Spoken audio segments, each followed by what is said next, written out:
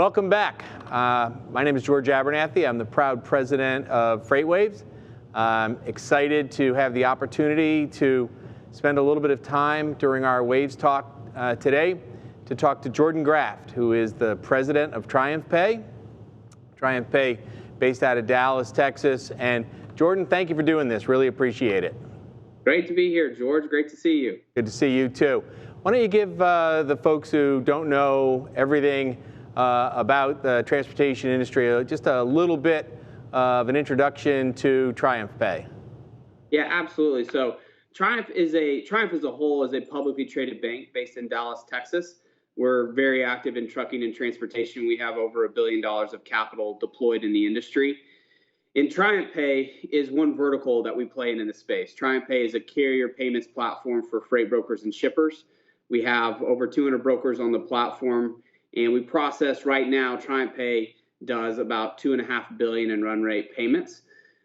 Additionally, Triumph has other verticals, equipment finance, factoring, and insurance, but TriumphPay is the area where we're investing heavily in technology to try and solve the problem of how do we create liquidity for carriers and brokers and shippers throughout the supply chain and solve what is one of the hardest problems in payments, carrier payments specifically, between a broker and a carrier, where brokers have tens of thousands of carriers they work with. Some of them they work with one time a year. In creating a solution where the carrier can interact with one platform, enter their bank account one time, and get paid for with that one bank account across hundreds of brokers on the platform. Got it. Got it very well. Let's use this Black Swan event sort of to talk about some of the things that have gone on right now, but one of the great parts of FreightWaves Live at Home, you've participated very well. TriumphPay has been recognized as a technology winner at FreightWaves live events.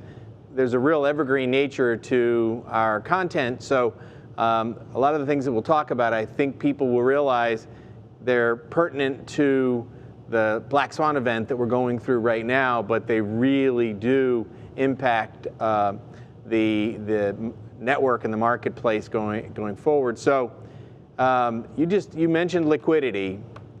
Yep. That has to be the number one item that your customers are thinking about. How have you seen them reacting in this time frame to trying to make sure that liquidity is what it needs to be for them? Yeah, absolutely. And so, in a time where you have market disruption like we do now, and the first kind of reaction of most businesses is to hoard cash. How do we not only secure our balance sheet cash, but secure availability under revolver and look for other sources of liquidity for our business? And we're seeing it on both sides of our platform, on the broker and shipper side, who we're processing payments for, and also on the carrier side. And so what TriumphPay is trying to do is, and what we do on an everyday basis, and just even outside of a market disruption, is we provide liquidity for both parties in the transaction. We give the carrier a quick pay if he or she wants one. We pay them on day 0, and then the broker or shipper pay us back on day 30, or in their standard pay terms. Very similar to how a credit card works. And we're facilitating fast payment to the carrier as fast as the carrier wants it, and also helping brokers and shippers not have to deploy that capital into their vendor payables or carrier payments process. Specifically with this event, we're seeing a lot of pressure be put on carriers, especially over the last 2 weeks. We're seeing extended payment terms from shippers, and that's affecting our brokers. We're seeing specific industries hit really hard, like non-food retail and energy.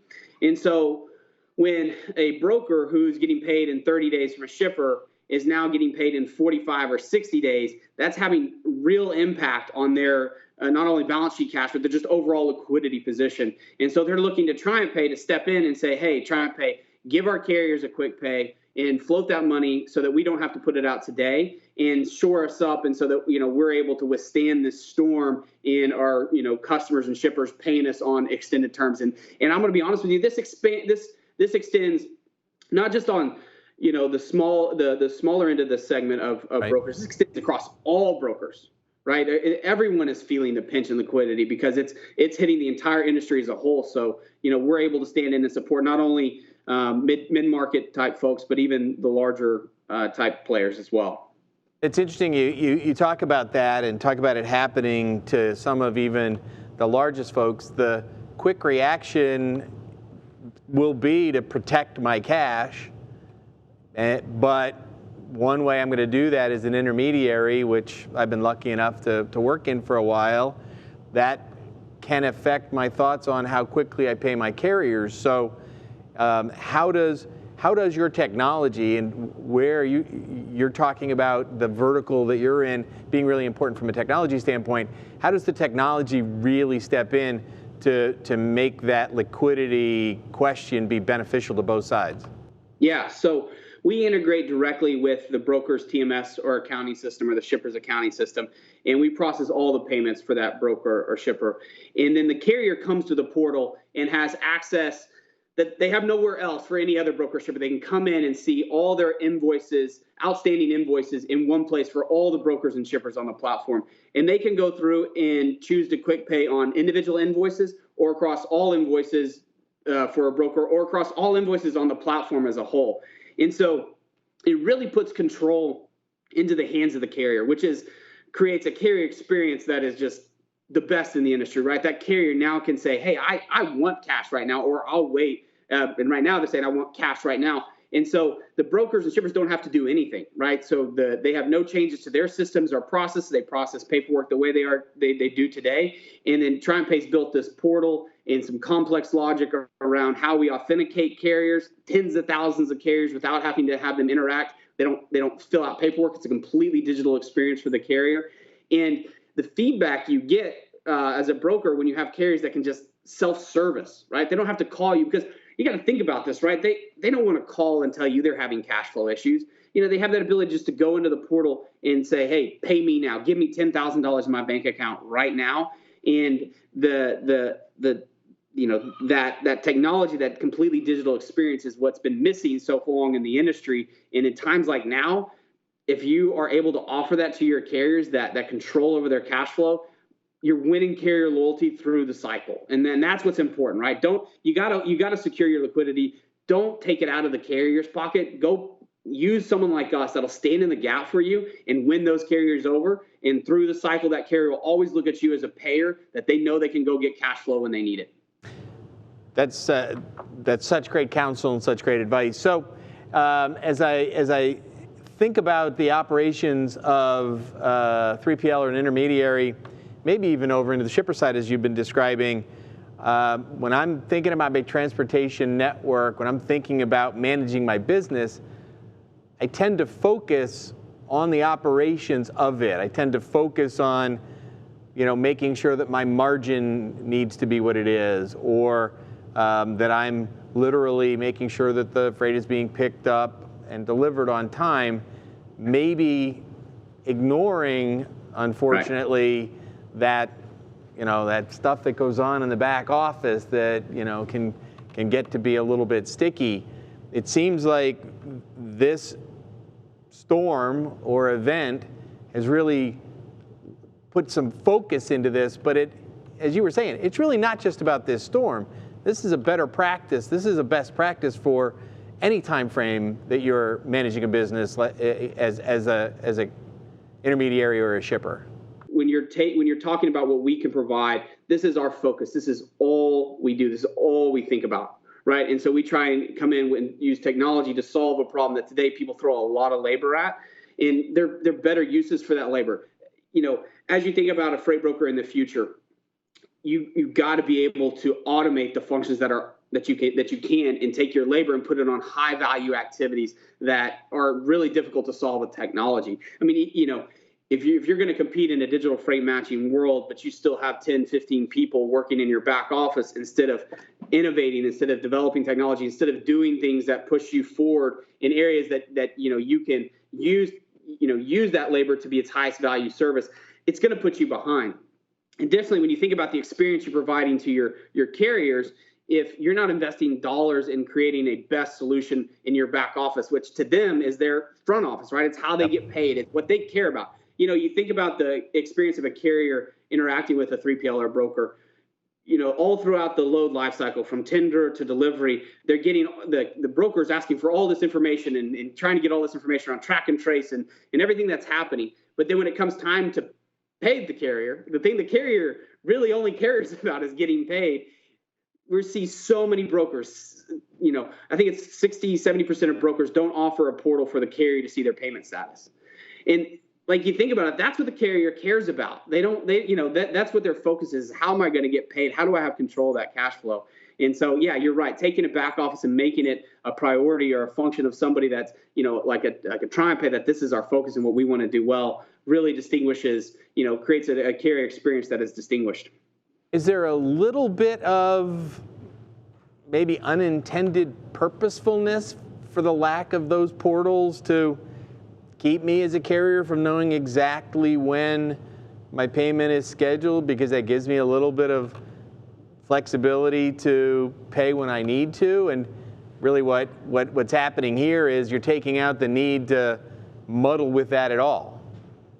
Yeah, look, I mean, we all of our customers choose us because we value transparency. We value transparency between all parties that are interacting with our platform. How much am I going to get paid? When am I going to get paid? How am I going to get paid?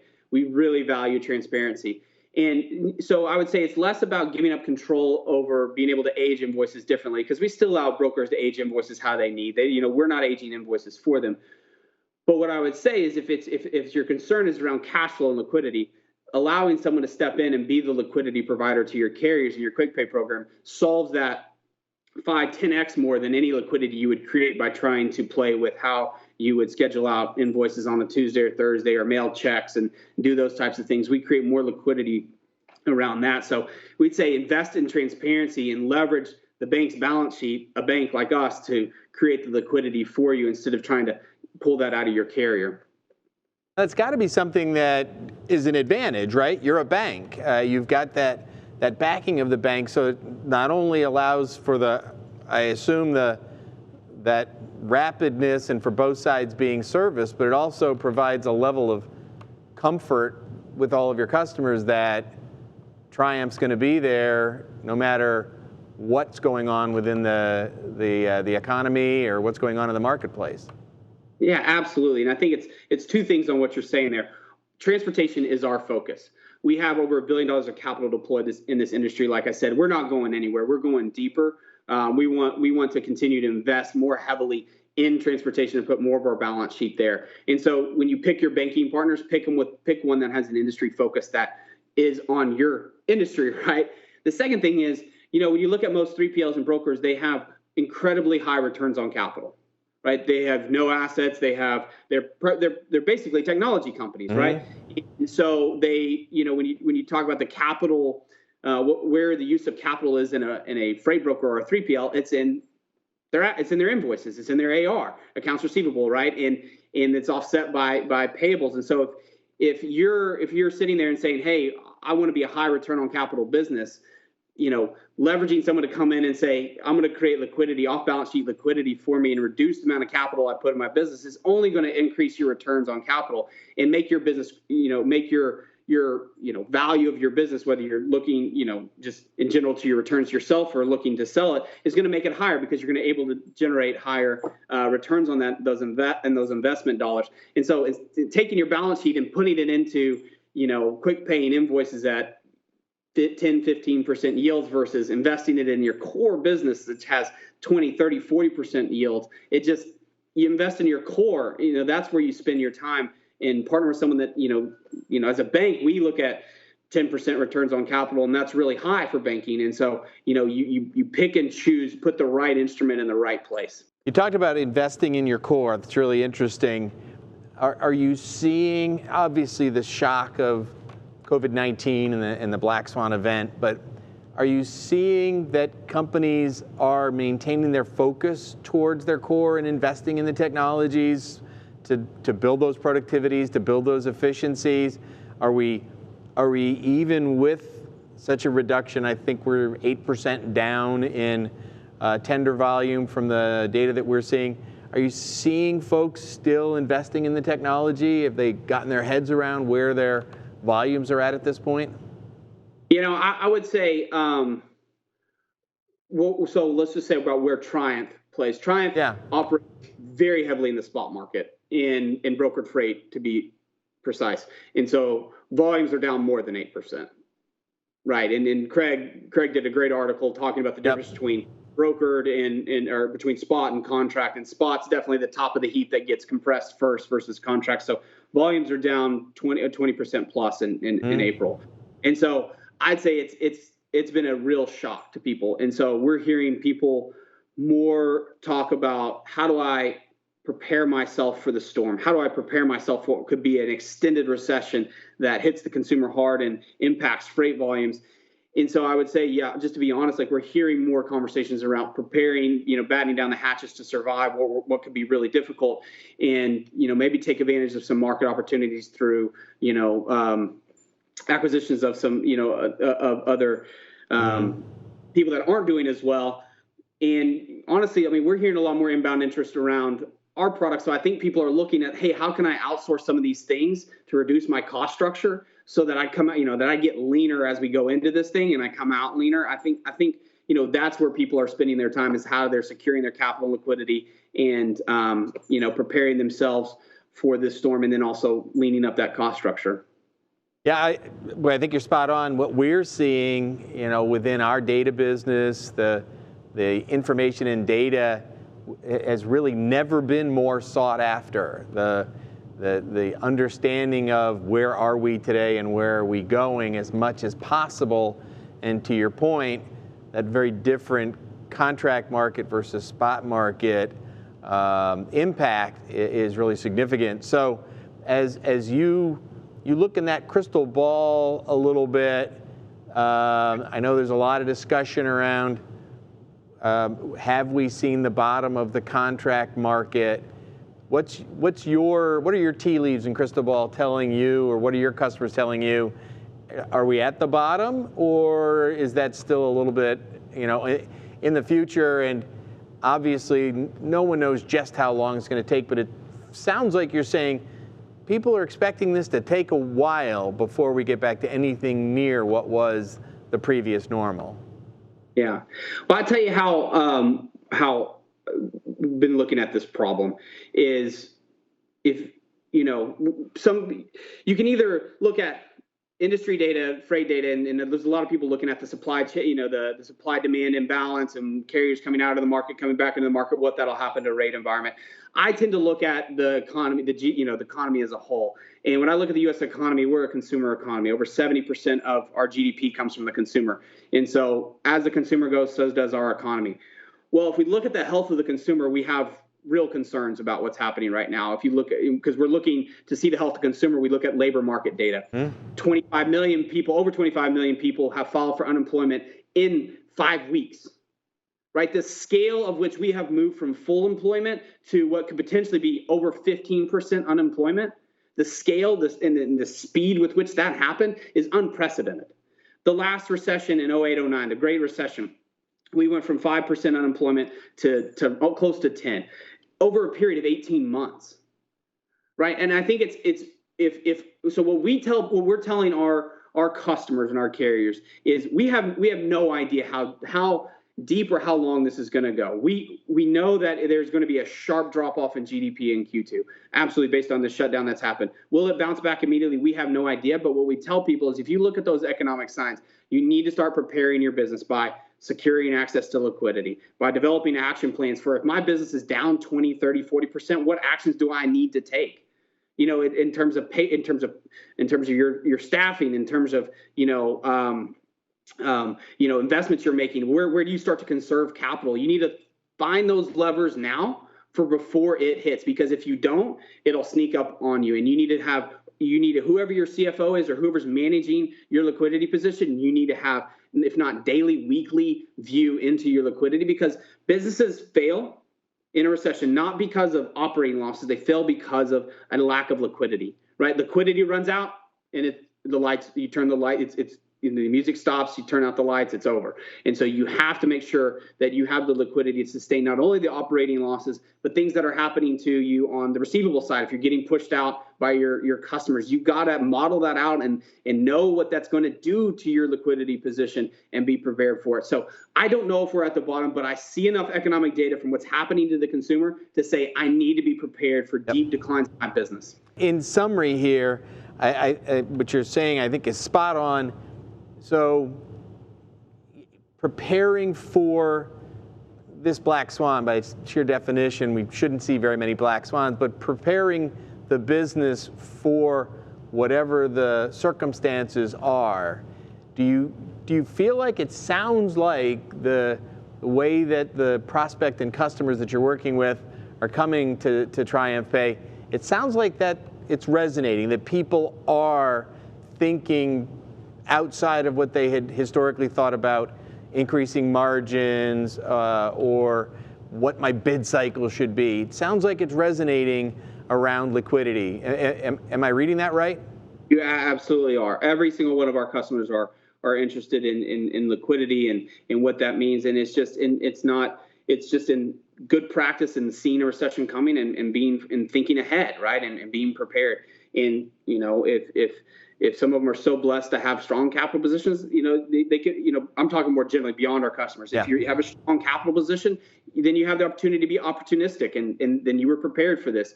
But the main thing what we're not only hearing but saying to folks is be prepared, prepare your liquidity position and identify those sources now and the levers you're going to pull, because we don't know how long this will last and you need a game plan now.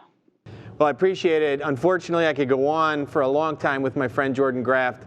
Really great stuff. I think that the commentary and the guidance and the counsel that Jordan provided today is extraordinarily valuable. And I want to thank you, Jordan. It's always good to virtually see you. I hope at some point that we can do this in person, because I always appreciate your time, appreciate you, and appreciate what TriumphPay does with FreightWaves. Thank you very much for doing this. Thanks for having me, George. Appreciate you guys having me on. Take good care.